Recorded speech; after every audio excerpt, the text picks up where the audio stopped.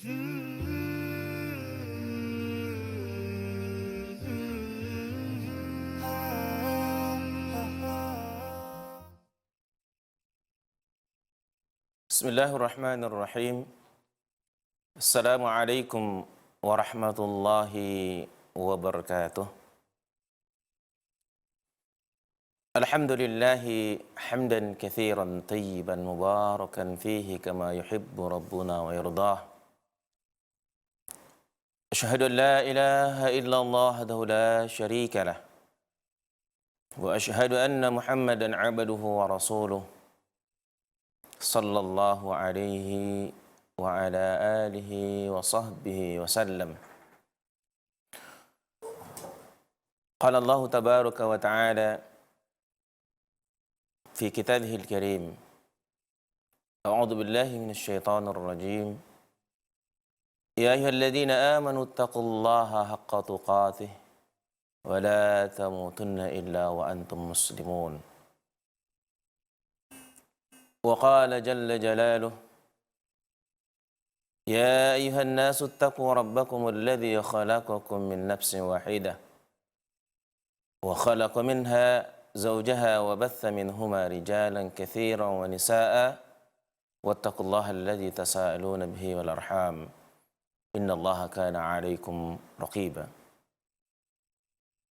وقال سبحانه يا أيها الذين آمنوا اتقوا الله وقولوا قولا سديدا يصلح لكم أعمالكم ويغفر لكم ذنوبكم ومن يطع الله ورسوله فقد فاز فوزا عظيما أما بعد فإن أصدق الحديث كتاب الله وخير الهدى هدى النبي صلى الله عليه وسلم وشر الأمور محدثاتها وكل محدثة بدعة وكل بدعة ضلالة وكل ضلالة في النار.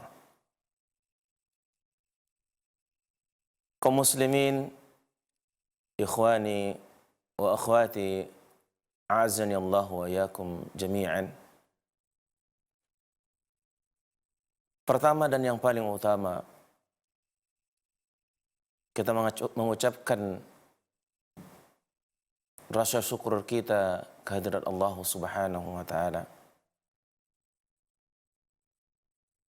Alhamdulillah, dengan nikmat dan karunia Allah serta pertolongannya pada kesempatan kali ini kita masih dapat melanjutkan kembali pelajaran kita. Kemudian salawat beriring salam Allahumma salli ala Muhammad wa ala ali Muhammad. Kita mohonkan sebanyak-banyaknya semoga Allah Subhanahu wa ta'ala sampaikan untuk junjungan kita Nabi Muhammad sallallahu alaihi wasallam, untuk keluarganya dan para sahabatnya serta umatnya mengikuti sunnah beliau dengan baik sampai akhir zaman. Kita memohon, kita berdoa kepada Allah Subhanahu wa ta'ala, mudah-mudahan dengan salawat dan salam yang kita mohonkan kelak di hari akhir kita termasuk orang yang mendapatkan syafaat Nabi kita yang mulia sallallahu alaihi wasallam dengan izin Allah Subhanahu wa taala. Amin ya rabbal alamin. Pemirsa rahimakumullah, pada hari ini kita lanjutkan kembali pembahasan kita masih di bab adab-adab kepada Allah Subhanahu wa taala dan kepada Rasulullah sallallahu alaihi wasallam.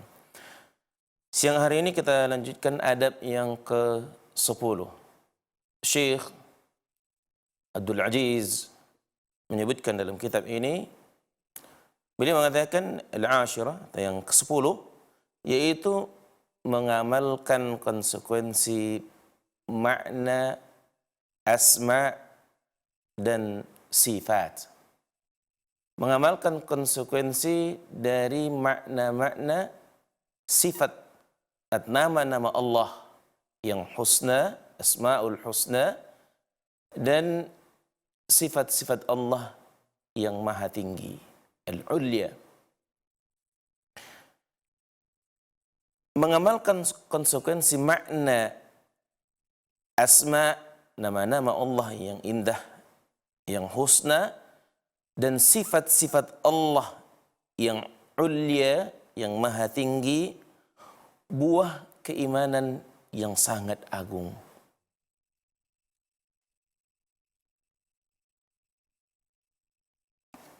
Keyakinan kita akan nama-nama, akan sifat-sifat Allah Subhanahu wa taala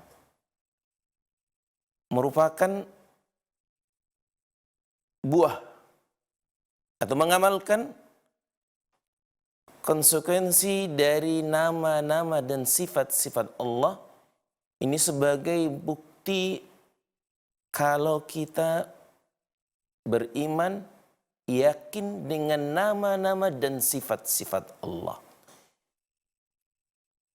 Seorang yang beriman kepada Allah tentunya yakin akan apa yang telah Allah dan Rasul-Nya tetapkan bagi Allah berupa nama-nama dan sifat-sifat.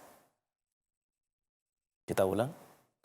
Seorang mukmin, seorang yang beriman yakin apa yang Allah tetapkan bagi dirinya dan juga Rasulullah SAW tetapkan bagi diri Allah berupa nama-nama dan sifat-sifat.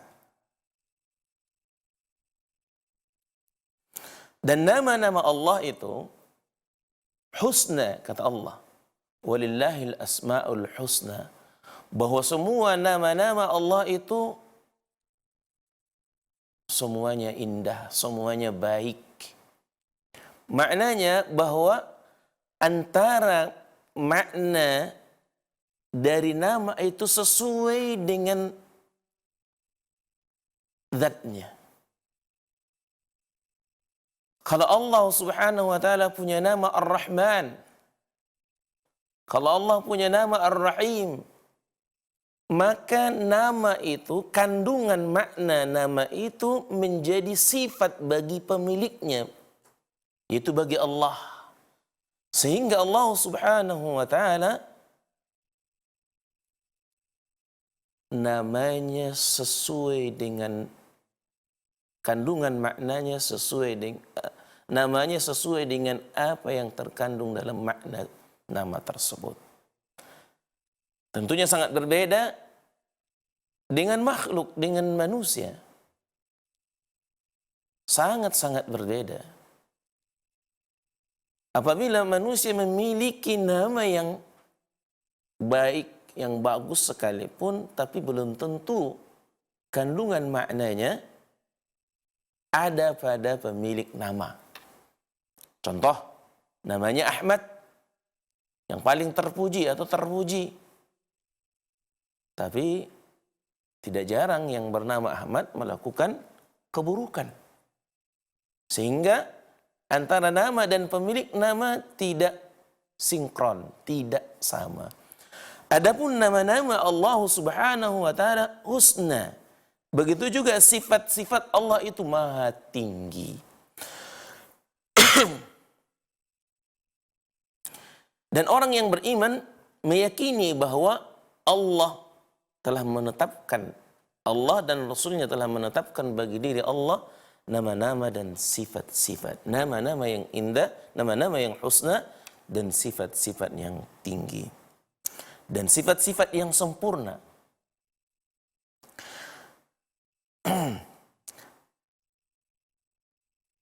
Dan makna-makna nama-nama dan sifat-sifat Allah itu mengandung kesempurnaan. Artinya tidak ada sedikit pun di dalamnya aib dan kekurangan.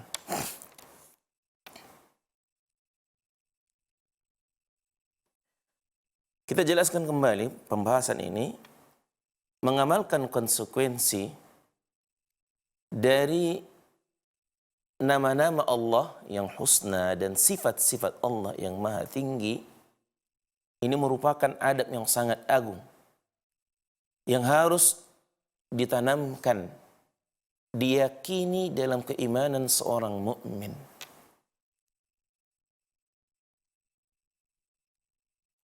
ketika seorang mukmin menanamkan di hatinya bahwa Allah Subhanahu wa taala memiliki sifat-sifat, nama-nama yang baik, sifat-sifat yang maha tinggi, itu akan meresap ke dalam hatinya. Maka keimanannya akan membuahkan hasil yang nyata dalam perilaku, dalam muamalah bergaulnya seorang, dan dari perbuatan yang muncul dari seluruh anggota-anggota tubuhnya. Seorang mukmin yang meyakini dan menanamkan di hatinya akan nama-nama dan sifat-sifat Allah, maka akan memperbaiki ucapannya, akan memperbaiki perilakunya, akan memperbaiki pergaulannya dengan sama hamba-hamba Allah. Misal, siapa yang mengimani atau seorang mukmin yang mengimani bahwa Allah itu maha mendengar, bahwasanya Allah mendengarkan segala sesuatu, niscaya seorang yang beriman yang mengamalkan konsekuensi dari nama-nama Allah dan sifat-sifat Allah, diantaranya mendengar, akan dia akan berbicara dengan apa yang dikehendaki, yang diinginkan, diridhoi Allah. Dan dia akan menjauhkan dirinya dari berbicara yang tidak diinginkan, berbicara dari ucapan-ucapan yang akan mendatangkan kebencian, kemurkaan, dan azab Allah.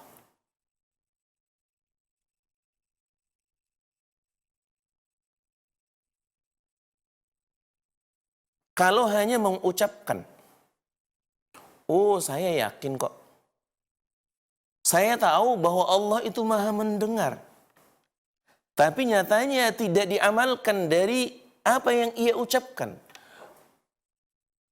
Toh kenapa? Ketika dia mengucapkan sesuatu, dia tidak berpikir apakah yang ia ucapkan ucapan-ucapan yang baik yang mendatangkan ridho dan kecintaan Allah, ataukah sebaliknya yang ia ucapkan perkataan, ucapan-ucapan justru yang mendatangkan kemurkaan, kebencian, dan azab Allah. Seperti halnya yang dilakukan oleh sebagian kaum muslimin dari para yang memerankan, yang berakting dalam suatu film misalkan. Tidak ada hal yang memaksa mereka mengucapkan ucapan-ucapan kekufuran, tapi mereka ucapkan. Mereka bahkan mengucapkan kata-kata yang bisa mengeluarkan keimanan mereka, keagamaan mereka dari Islam. Ini berarti orang yang melakukan seperti ini, orang yang tidak mengamalkan konsekuensi dari pengakuan dia bahwa Allah itu Sami'.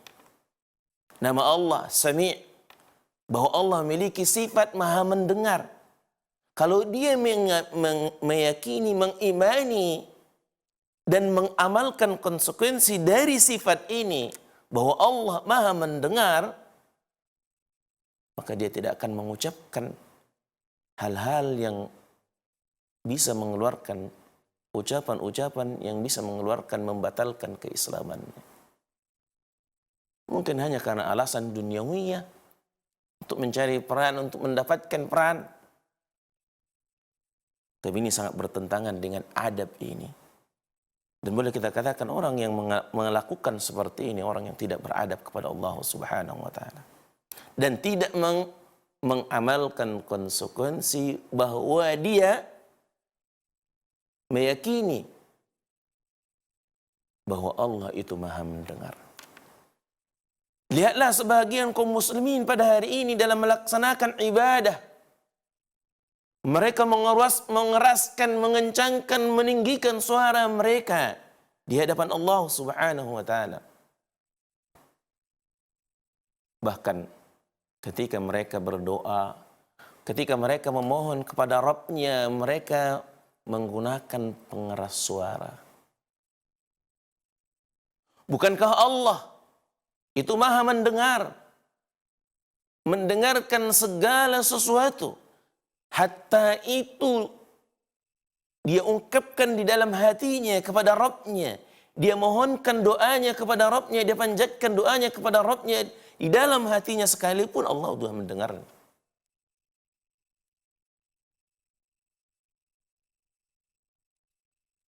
Kaum muslimin pemirsa rahimakumullah. Ketika Rasulullah SAW dan para sahabatnya di perjalanan di perang Hunain, kalau saya tidak khilaf, para sahabat ketika di perjalanan melewati lembah, melewati bukit, mereka mengangkat, meninggikan suara mereka dengan takbir untuk menyemangati diri mereka. Mereka memuji, menyanjung Allah, mengagungkan Allah untuk merasa mereka bersemangat menghadapi perang. Tapi apa yang dikatakan oleh Rasulullah SAW kepada para sahabat? Kata Nabi SAW, Ayuhan nas, dalam riwayat Muslim, Irba'u ala anfusikum, innakum la tada'una asamma wa la ghaiban. Innakum tada'una sami'an qariban wa huwa ma'akum. Kata Nabi SAW, kasihanilah atas diri-diri kalian. Sesungguhnya yang kalian seru itu, yang kalian agungkan itu, yaitu maksudnya Allah Subhanahu wa Ta'ala, bukanlah zat yang tuli yang tidak bisa mendengar. Bukanlah zat yang jauh dari kalian sehingga tidak dapat mendengarkan ucapan kalian, permohonan kalian. Tapi kata Nabi SAW, innakum tada'una sami'an qariba. Sesungguhnya zat yang kalian seru itu zat yang maha mendengar. Sami'an qariban, yang maha dekat. Wa huwa ma'akum, dan Allah selalu bersama kalian. Maka seorang yang mukmin, yang mengimani dan mengamalkan konsekuensi dari nama-nama Allah, Sami'un, As-Sami', dan sifat-sifat Allah, As-Sami', maka dia tidak akan teriak-teriak dalam memohon kepada Allah Subhanahu wa Ta'ala. Bahkan Nabi kita Muhammad SAW menganjurkan kita memperbanyak doa saat kita sujud di dalam kesendirian kita. Di tengah malam kita bangun, kita melaksanakan ibadah, bersujud di hadapan Rabb kita, di hadapan Allah Subhanahu wa Ta'ala. Saat sujud itulah kita dianjurkan di dalam agama kita, diperintahkan oleh Rasulullah SAW untuk memperbanyak doa. Dalam hadis yang sahih, Nabi kita yang mulia sallallahu alaihi wasallam bersabda, aqrabu ma yakunul 'abdu min rabbi wa huwa sajid. Saat-saat yang paling dekat antara seorang hamba dengan Rabbnya, dengan Tuhannya, wa huwa sajid, saat dia bersujud di hadapan Allah. Maka kata Nabi SAW, fa'akthirud du'a. Maka ketika itu, wahai umatku, wahai kaum muslimin, wahai hamba-hamba yang beriman, perbanyaklah doa. Ini orang yang beriman, yang mengamalkan konsekuensi dari nama-nama dan sifat-sifat Allah. As-Sami', Maha mendengar, maka dia akan datang kepada Rabbnya dengan suara yang lirih, suara yang lembut, suara yang pelan, tidak membutuhkan suara-suara yang keras.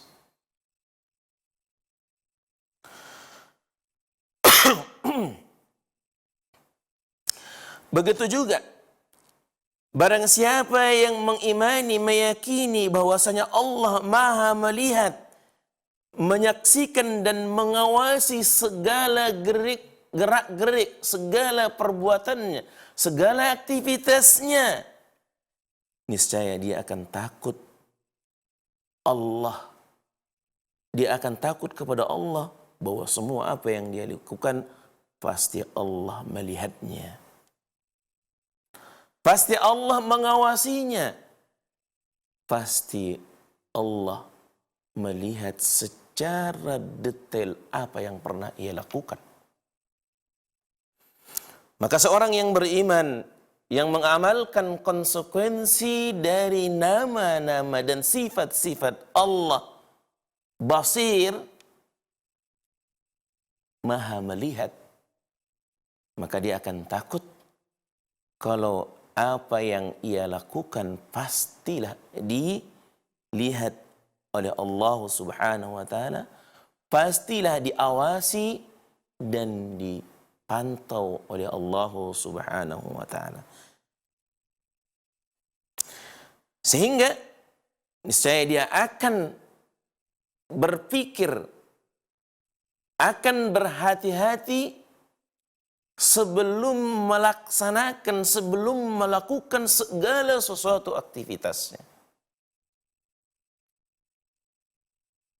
Apakah perbuatan dia, pekerjaan dia sudah sesuai dengan apa yang Allah inginkan? Apakah yang ia lakukan sudah akan mendatangkan kecintaan, keridhaan Allah atau tidak? Seorang yang mengamalkan konsekuensi nama-nama dan sifat-sifat Allah selalu memikirkan terlebih dahulu apa yang harus dia lakukan, apa yang akan ia lakukan. Apabila yang akan dia lakukan hal-hal yang akan mendatangkan murka, kebencian, kemarahan, azab Allah, maka tentunya seorang yang mengamalkan konsekuensi dari nama-nama dan sifat-sifat Allah yang akan mengurungkan niatnya, akan membatalkan apa yang hendak ia kerjakan, pekerjaan yang tidak diinginkan dan diridhai Allah Subhanahu wa taala. Begitu juga barang siapa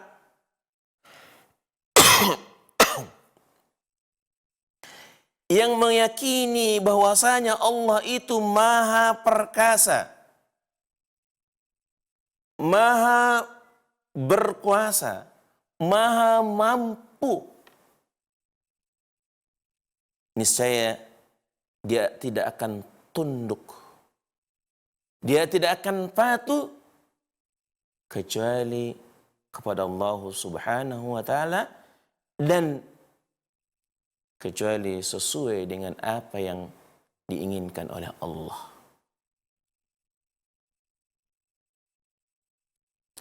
Dan tidak akan merendahkan dirinya, tidak akan menghinakan dirinya di hadapan para hamba-hamba Allah Subhanahu wa taala.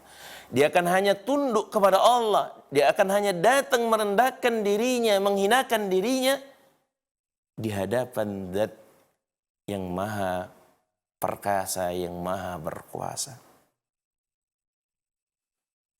Kemudian kata Syekh,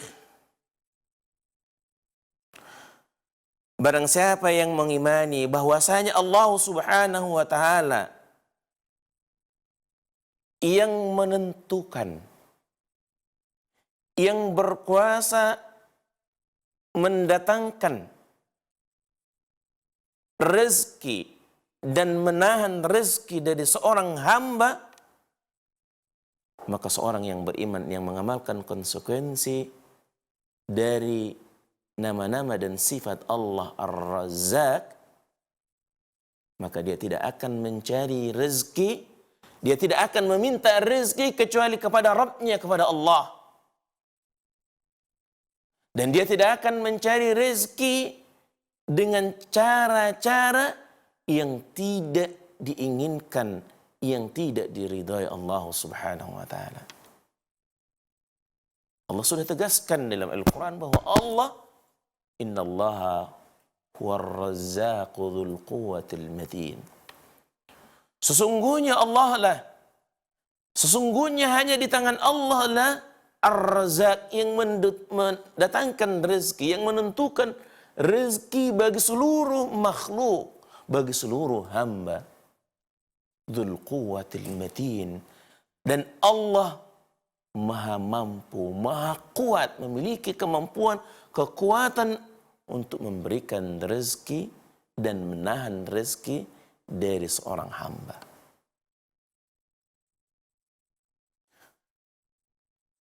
Sehingga seorang yang mengamalkan konsekuensi dari asma, nama-nama Allah Al-Husna, dan sifat-sifat Allah Al-Ulya yang maha tinggi, maka dia tidak akan datang meminta rezeki kepada selain Allah.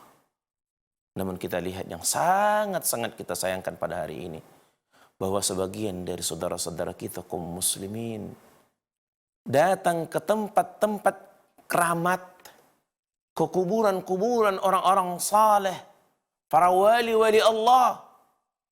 Mereka datang dengan harapan bahwa orang soleh yang sudah meninggal, yang ada dalam penghuni kubur, dapat melapangkan rezeki mereka, dapat memenuhi hajat-hajat mereka.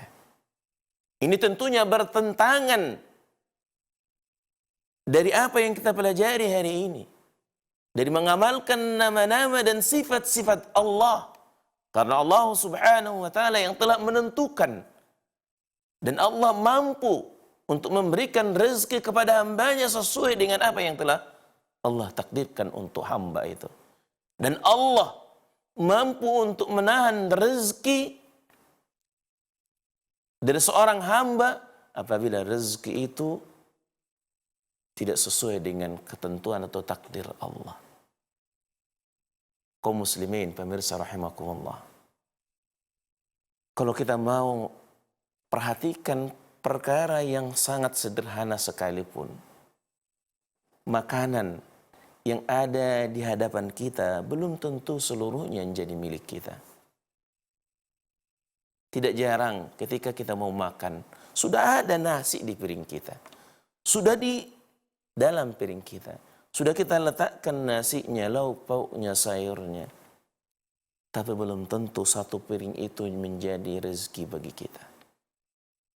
Datang kucing kita yang kita pelihara, mengeong minta makan, tanpa kita sadari, langsung kita ambil dari piring kita dan kita bagikan ke dia. Datang anak kita yang kecil minta disuapi, kita ambil dari piring kita, kita suapkan ke mulut anak kita. Kenapa? Karena rezeki yang ada di hadapan kita tadinya belum milik kita semua. Sudah Allah takdirkan, sudah Allah tentukan bahwa di sana tidak semua rezeki kita. Ini mampu Allah, sangat mampu. Maka sekali lagi, seorang mukmin yang beriman kepada Rabbnya, kepada Allah, dan mengamalkan konsekuensi, tuntutan dari keimanan, keyakinan dia terhadap nama-nama dan sifat-sifat Allah. Maka tentunya dia menyadari bahwa rezekinya sudah ditetapkan hanya ada di tangan Allah Subhanahu wa taala. Sehingga dia tidak akan mencari rezeki, memohon rezeki kecuali kepada Allah Subhanahu wa taala Rabbnya, dan kecuali dengan cara-cara yang diperintahkan, yang disyariatkan oleh Rabbnya. Kita lihat kaum muslimin pada hari ini, bahkan ada ungkapan yang sampai ke telinga kita di masa saat sulit-sulit seperti ini. Ketika mereka mencari rezeki dengan cara-cara yang haram, cara-cara yang dilarang oleh Allah, cara-cara riba dan menipu dan seterusnya. Ketika kita nasihati mereka, keluar dari mulut mereka ucapan, apa kata mereka? Mencari yang haram saja sulit, apalagi yang halal. Mencari yang haram sulit, apalagi yang halal. Ucapan seperti ini tidak akan keluar dari mulut seorang yang beriman, yang mengamalkan, meyakini konsekuensi dari nama-nama dan sifat-sifat Allah. Tidak akan keluar dari mulut seorang yang yakin bahwa rezekinya telah ditetapkan, telah ditakdirkan oleh Allah Subhanahu wa taala. Ini menunjukkan bahwa masih sangat banyak dari umat ini yang jauh dari pengamalannya terhadap nama-nama dan sifat-sifat Allah Subhanahu wa taala. Dan masih banyak apa yang kita sebutkan hanya sedikit dari tentunya nama-nama dan sifat-sifat Allah. Maka bagi orang yang beriman, yang mengamalkan konsekuensi dari sifat-sifat Allah, dari nama-nama Allah Ar-Razzaq, dia hanya meminta, hanya mencari rezeki di hadapan atau di tangan Allah Subhanahu wa taala.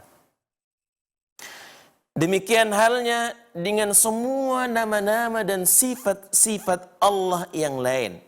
Kita harus merasakan, kita harus menanamkan hakikat maknanya secara sempurna dan mengamalkan seluruh konsekuensinya. Inilah hakikat yang dikatakan oleh Nabi SAW dalam sebuah hadis.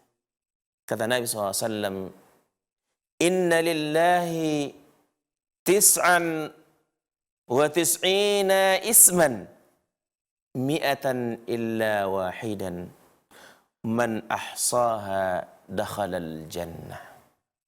Kata Nabi SAW, sesungguhnya Allah memiliki 99 nama-nama. 100 kurang 1. Kemudian kata Nabi SAW, barang siapa yang menghitungnya, niscaya dia masuk surga. Bukan dengan hitungan satu persatu dari nama Allah disebutkan, ini nomor 1, ini nomor 2, bukan. Tapi yang diinginkan oleh Nabi SAW, hakikat dari nama-nama dan sifat-sifat Allah yang dimaksud ahsaha, setelah mengetahui nama-nama Allah yang 99, kemudian sifat-sifatnya, maka dia mengamalkan konsekuensinya, mengamalkan tuntutan dari kalimat itu. Karena ketika kita meyakini akan nama-nama dan sifat-sifat bagi Allah, dan itu kita tetapkan kita tanamkan di dalam hati kita, dalam jiwa kita, maka harus ada konsekuensinya, ada tuntutannya. Tidak hanya cukup diucapkan saja. Karena kalau mengucapkan saja semua orang akan bisa mengucapkan. Bahkan orang akan bisa 99 menghafalnya, lancar mengucapkannya. Tapi apakah ini yang diinginkan oleh Rasulullah SAW? man ahsaha dakhalal jannah. Barang siapa yang menghitung, menghafal nama-nama Allah yang 99 dan sifat-sifat Allah ini, maka kata Nabi SAW, dakhalal jannah, dia pasti akan masuk surga. Kaum muslimin rahimakumullah, perlu kita tambahkan bahwa Asmaul Husna juga punya makna bahwa setiap nama-nama Allah pastilah sifat-sifat Allah. Dan tidak boleh dimaknai sebaliknya bahwa setiap sifat-sifat Allah pasti menjadi nama bagi Allah, tidak. Tapi setiap nama-nama Allah Al-Husna, dan yang disebutkan di sini 99 oleh Rasulullah SAW, maka itu semua menjadi sifat-sifat bagi Allah Subhanahu wa taala. Ketika di antara nama Allah Subhanahu wa taala Ar-Rahman, Ar-Rahim, maka tentunya sudah pasti bahwa Allah itu Maha Pengasih, Maha Penyayang. Kalau bukan atas pengasihnya Allah yang memberikan semua hambanya, seluruh makhluknya akan nikmat, apa yang akan rezeki, apa yang mereka butuhkan.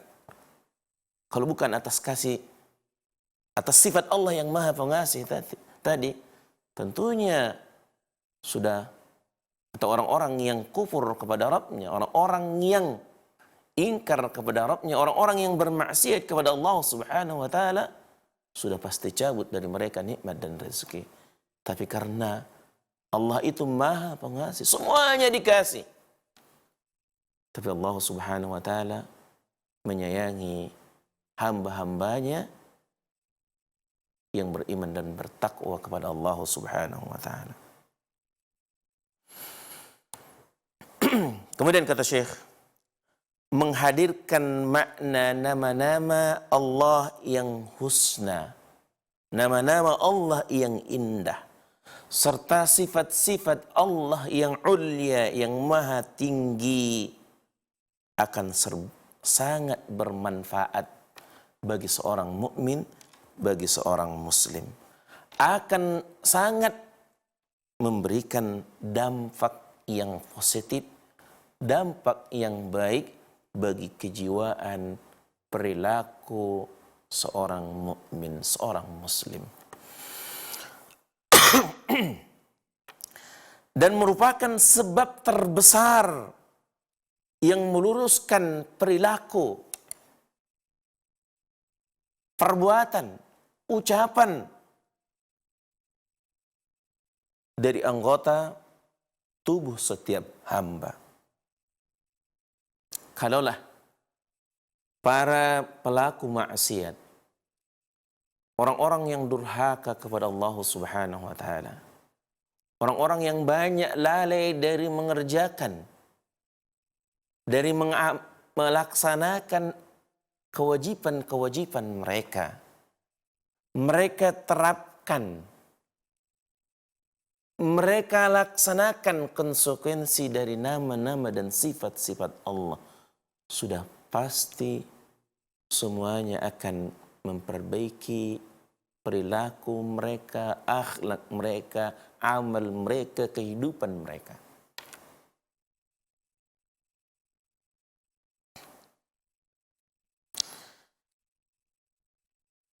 Juga kata beliau, sehingga akan menjadikan sebab kebaikan hatinya dengan mengamalkan asma al-husna was-sifatul ulya, mengamalkan nama-nama yang baik, yang husna dari nama-nama Allah dan sifat-sifat Allah yang maha tinggi, akan memperbaiki hatinya, akan menenteramkan, akan mengontrol hati seorang mukmin untuk segala kebaikan.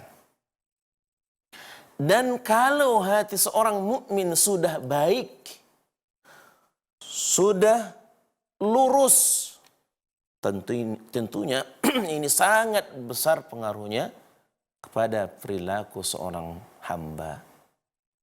Dan sudah kita sampaikan di awal-awal pertemuan kita, di kajian kita, Nabi SAW telah menjelaskan kepada kita, ala inna fil jasadi mudghah. Ingatlah sesungguhnya pada jiwa kalian ada segumpal darah.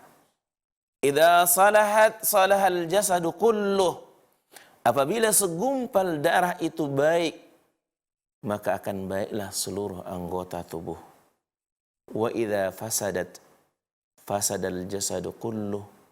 Dan apabila segumpal darah itu buruk, rusak, maka akan rusaklah seluruh anggota tubuhnya. Ala wahyal qalbu. Ingatlah, sesungguhnya segumpal darah itu adalah hatimu. Orang yang mengamalkan konsekuensi dari nama-nama dan sifat-sifat Allah, maka akan membaikkan jiwa, membaikkan hati seorang yang beriman, seorang hamba yang bertakwa kepada Rabb-Nya. Sehingga hati ini pun akan menumbuhkan perilaku, perbuatan-perbuatan yang sesuai dengan apa yang dikehendaki oleh Allah Subhanahu wa ta'ala. Sebaliknya, ketika seorang mukmin hanya mengenal, mengetahui, hanya mengucapkan dari nama-nama dan sifat-sifat Allah, tapi tidak mempraktekkannya dari konsekuensi nama-nama dan sifat-sifat itu, maka akan menggiring dia dari berbuat maksiat kepada Allah Subhanahu wa ta'ala, berupa meninggalkan perintah-perintah Allah dan melanggar larangan-larangan Allah. Seorang yang tidak mengamalkan konsekuensi bahwa dia mengatakan Allah itu yang menetapkan rezeki bagi seluruh makhluk, tapi dia tidak amalkan konsekuensinya, sehingga kita lihat apa yang dilakukan oleh kaum muslimin. Mereka datang kepada memohon rezeki, dimudahkan rezeki kepada selain Allah Subhanahu wa ta'ala. Mereka datang ke tempat-tempat keramat, kuburan-kuburan para wali, agar dengan para wali, dengan orang-orang saleh itu dimudahkan rezeki mereka. Bahkan mereka lalai memohon rezeki kepada Allah. Mereka lalai meminta rezeki kepada Allah. Bahkan sekalipun mereka ketika datang ke kuburan para wali, mereka berzikir, mereka mengatakan Ar-Razzaq, Ar-Razzaq, bahwa Allah yang maha. Mereka seru nama Allah, sifat Allah dengan Ar-Razzaq. Tapi bersamaan dengan itu, mereka melanggar. Mereka berseberangan dengan konsekuensi dari ucapan mereka yang keluar dari mulut mereka. Maka tidak cukup bagi seorang mukmin, seorang muslim mengatakan, oh saya tahu Allah maha pemberi rezeki, bahwa Allah telah menetapkan semua rezeki bagi hamba-hamba dan makhluknya. Namun mereka mencari rezeki dengan cara-cara yang haram. Mereka mencari rezeki dengan cara riba. Mencari rezeki dengan cara gharar, menipu. Mereka mencari rezeki dengan mencuri. Mengambil yang bukan hak mereka. Mengambil hak orang dengan cara-cara yang batil. Mereka mencari rezeki memakan harta manusia dengan cara-cara yang batil. Dari mana mereka melakukan ini?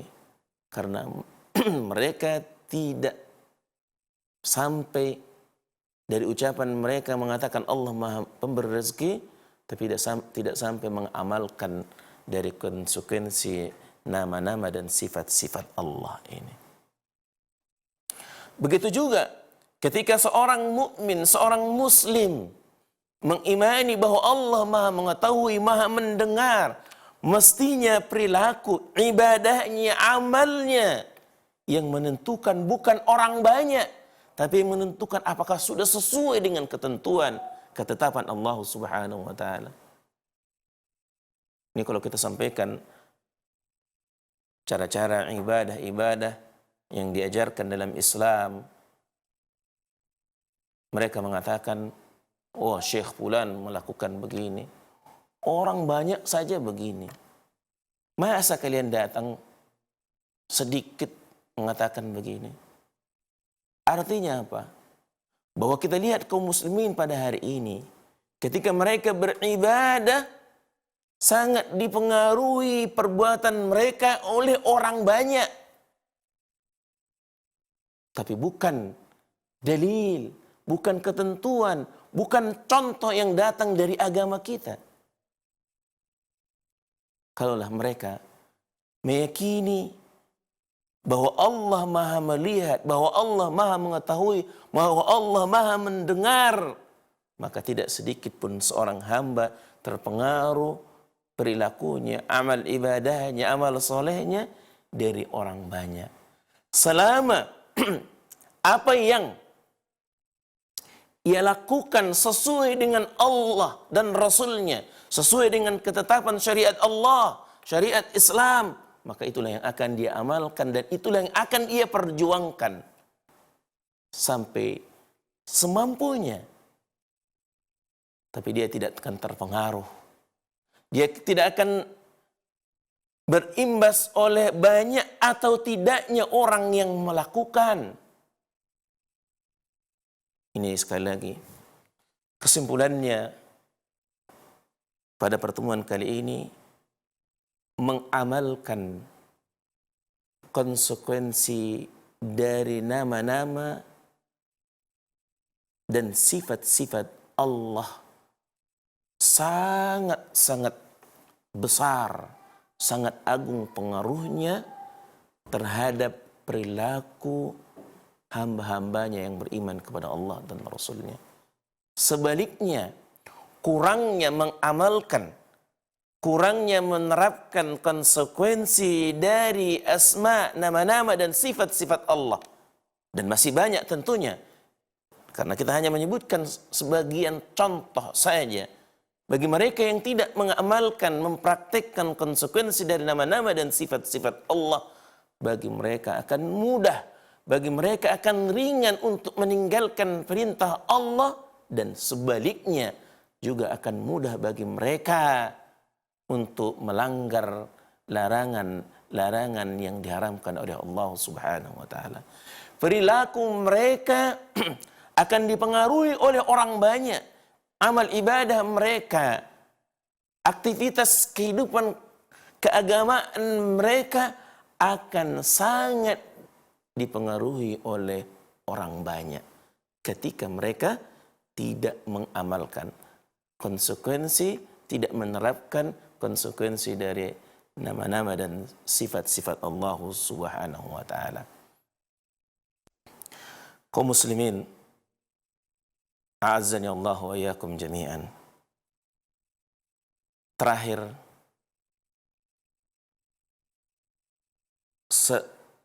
menghafal, mengetahui dari nama-nama dan sifat-sifat Allah seperti yang banyak dilakukan oleh kaum muslimin tidaklah cukup sebelum nama-nama dan sifat-sifat yang kita ketahui kita praktekkan konsekuensinya, kita amalkan makna-maknanya, kandungan-kandungannya dalam kehidupan kita sehari-hari.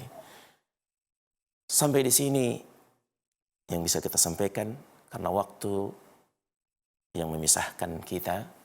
Mudah-mudahan dari penyampaian ini tentunya akan menambah perbendaharaan ilmu bagi kita dan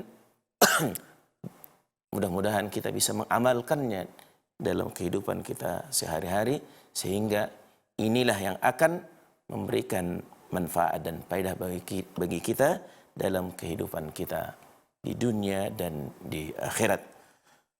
Kita tutup dengan dua kafaratul majlis. Subhanakallahumma bihamdika asyhadu an la ilaha illa anta astaghfiruka wa atubu ilaik.